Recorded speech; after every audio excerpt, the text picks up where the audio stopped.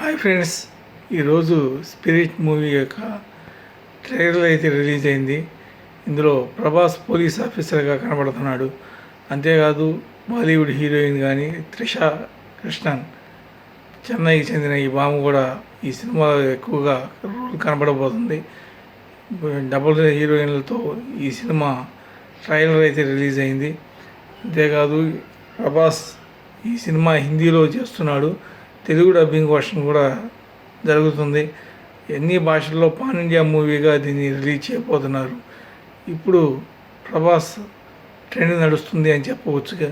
అంతేకాదు ఈ సినిమాలో ఇన్స్పెక్టర్ క్యారెక్టర్లో ఒక అరాచకంగా సృష్టిస్తబోతున్నాడు. అతని యాక్టింగ్ మునుపు ఎన్నడూ చూడని విధంగా డిఫరెంట్ లుక్స్లో ప్రభాస్ని మనం చూడబోతున్నాము.